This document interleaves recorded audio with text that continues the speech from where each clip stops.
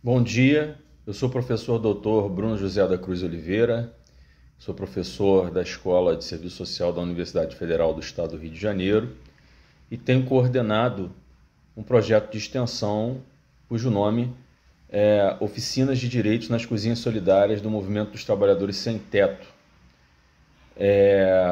Esse projeto ele também registra a participação de estudantes de serviço social e aqui eles estão incluídos, enfim, nesse resumo que eu enviei aqui para o evento. O nome delas são a Iene Brito, a Bruna Regazzi Teixeira e a Estela da Silva Lima. O título do resumo ficou Oficina de Direitos nas Cozinhas Solidárias dos Trabalhadores, do Movimento dos Trabalhadores Sem Teto, uma experiência extensionista. Então a ideia aqui é contextualizar esse projeto para vocês, falar rapidamente sobre o Movimento dos Trabalhadores Sem Teto e de que forma nós temos realizado algumas atividades de extensão nesse espaço, que é o espaço das cozinhas solidárias, ou melhor dizendo, da cozinha solidária, cuja unidade fica localizada no bairro da Lapa, no Rio de Janeiro. Então, vamos começar a contextualizar a situação do Brasil a partir dos anos 90. O Brasil é uma sociedade que se destaca historicamente por ter produzido grandes índices de desigualdade social, e isso se expressa na forma como as cidades estão organizadas. As cidades brasileiras, as grandes cidades, sobretudo, elas registram um índice muito alto de concentração fundiária, o que faz com que elas, de fato, se destaquem em relação à questão da desigualdade socioespacial. Esse cenário ele se aprofundou a partir dos anos 90, com a implementação de uma agenda neoliberal. Desde então, a gente tem tido aí, o predomínio de políticas econômicas de natureza liberal, e isso tem aprofundado a desigualdade social e também a desigualdade socioespacial no Brasil. Nesse sentido, no final dos anos 90, a partir especificamente de 1997, foi criado o Movimento dos Trabalhadores Sem Teto, que é um movimento que hoje ele é o maior movimento social urbano no Brasil, e ele se destaca por denunciar e por propor ações de organização e mobilização de trabalhadores que vivem nas periferias das grandes cidades brasileiras e que não têm acesso à moradia digna, ok? Então, o Movimento dos Trabalhadores Sem Teto ele vem então se destacando no cenário político brasileiro como um movimento de luta pela moradia digna, pelo direito à moradia digna. Entretanto,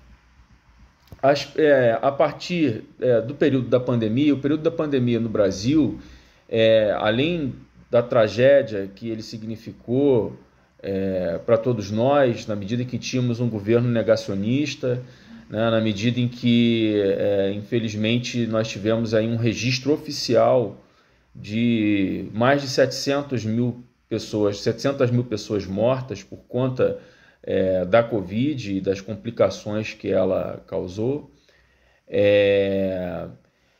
Um outro efeito da pandemia foi o impacto econômico que produziu um cenário onde o Brasil voltou para o mapa da fome da Organização das Nações Unidas. Nós temos atualmente no Brasil, na verdade desde esse período, a gente teve um agravamento terrível da questão da insegurança alimentar e nutricional no país. E atualmente nós temos cerca de 30 milhões de pessoas que experimentam diariamente algum nível de insegurança alimentar. Ou, por exemplo, não fazem pelo menos uma refeição durante uma das refeições durante o dia. Então, nesse contexto, o Movimento dos Trabalhadores Sem Teto assumiu também a luta contra a fome. E, junto com as ocupações, o MTST iniciou a organização de cozinhas solidárias. Não são cozinhas que, em geral, são localizadas nas periferias, são organizadas de modo absolutamente voluntário, recebendo doações de apoiadores, de sindicatos, enfim, e de instituições, às vezes até mesmo pequenos comerciantes locais que doam também alimentos e fornecem refeições diariamente ou semanalmente para as localidades, para os moradores das localidades onde elas estão situadas. Essa experiência do MTST, ela foi inspirada na experiência do movimento da Frente Darío Santillán, que é uma organização política na Argentina, que atua nas periferias, sobretudo na periferia de Buenos Aires, e lá, desde os anos 2000, a Frente Darío Santillán tem organizado que se convencionou, naquele contexto ali, chamar de comedores. São os comedores, que são experiências de organização coletiva voltadas para o preparo e a distribuição de alimentos nas periferias, né, sobretudo na periferia de Buenos Aires. E também o movimento Camal, que é um movimento social e popular que existe no Chile e que tem uma proposta muito parecida com a Frente Darío Santillán e com o movimento dos trabalhadores sem teto no Brasil, que é o de denunciar as desigualdades socioespaciais e propor formas de luta contra ela. E junto com esse processo também organizar iniciativas de luta contra a fome e outras expressões das desigualdades sociais nos seus respectivos países. Então, desde 2020, o MTST incorporou essa pauta e passou a organizar as cozinhas solidárias. E no Rio de Janeiro, nesse período, nós tínhamos cerca de 3 cozinhas solidárias, uma localizada em São Gonçalo, outra localizada, que é uma cidade que fica localizada no leste fluminense, na região metropolitana do Rio de Janeiro, uma outra localizada em Niterói, que também é uma cidade que está localizada na região metropolitana do Rio de Janeiro, e a cozinha solidária da Lapa, que fica localizada no bairro da Lapa, que é uma localidade situada no centro da cidade do Rio de Janeiro, né, da Rio de Janeiro capital. Então, a cozinha da Lapa, que é onde nós iniciamos ali o nosso trabalho de extensão, ela é uma cozinha que tem uma certa particularidade em relação às outras cozinhas solidárias do MTST. A primeira delas é o fato delas não estar localizada numa periferia, ela está localizada exatamente no centro da cidade. Quem conhece a cidade do Rio de Janeiro, quem aqui já teve a oportunidade de ir à cidade do Rio de Janeiro, muito provavelmente deve ter conhecido a Lapa, que é onde fica o antigo aqueduto, é um lugar que tem uma vida noturna muito agitada e faz parte, né, do centro da cidade. E lá nessa cozinha solidária, o público também é um pouco diferente, tá? Por quê? Porque o público que, em geral, é usuário das cozinhas solidárias nas periferias, é um público que é morador da periferia e, portanto, tem uma outra relação com o território. O público que tem demandado a ação da Cozinha Solidária da Lapa é um público formado por sem-tetos. Aí vocês podem perguntar, poxa, mas o movimento não é um movimento dos trabalhadores sem teto?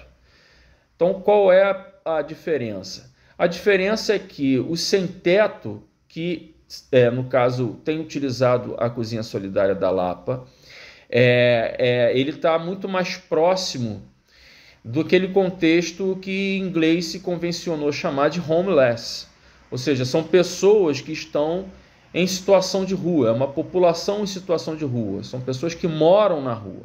O sentido de sem-teto que é utilizado pelo movimento dos trabalhadores sem teto no Brasil é o sentido que tem a ver com sem acesso à moradia digna.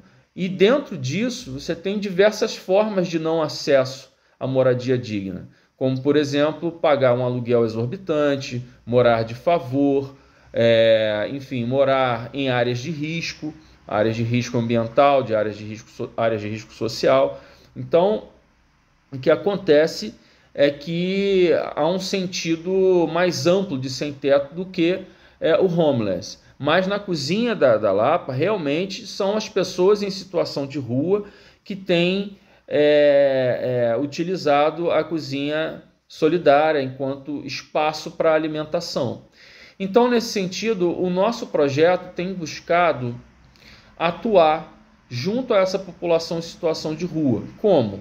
Informando a respeito dos direitos delas, informando a respeito de possíveis serviços que são oferecidos pelo poder público, mas também por outras entidades de natureza privada e que têm como objetivo o atendimento a algumas necessidades, sobretudo de alimentação também para essa população, e também discutindo e elaborando junto com o movimento dos trabalhadores sem teto formas de estímulo à organização coletiva desses trabalhadores que estão em situação de rua, né, que estão vivendo nas ruas do centro do Rio de Janeiro. Então, nesse sentido, a gente também tem buscado, digamos que, politizar esse debate.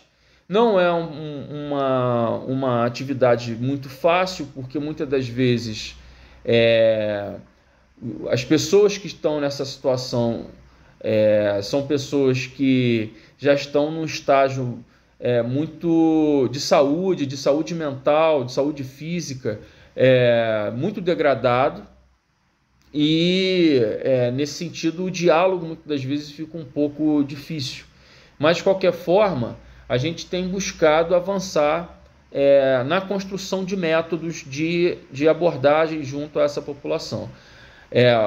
Um método que a gente elaborou foi o chamado Café da Fila, onde a gente distribui um café, água, enfim, enquanto eles estão buscando, estão esperando a alimentação ser oferecida.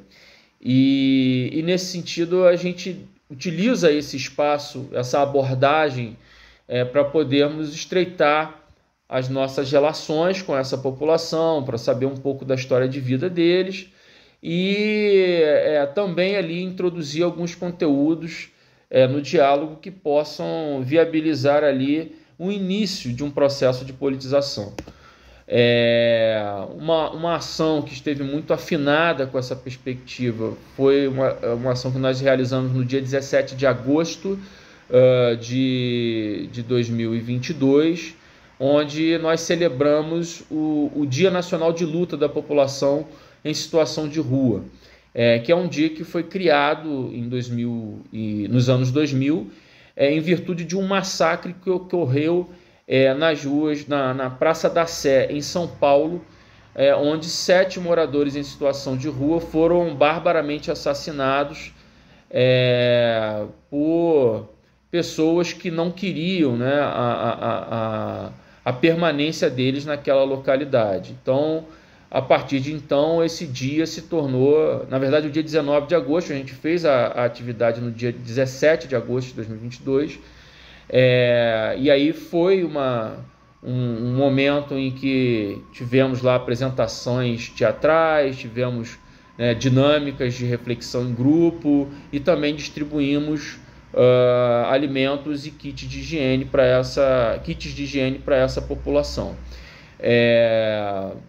Enfim, desde então a gente tem buscado, né, fazer um conjunto de atividades que acompanha aí também a necessidade do próprio movimento estimular essa organização política desses trabalhadores sem teto.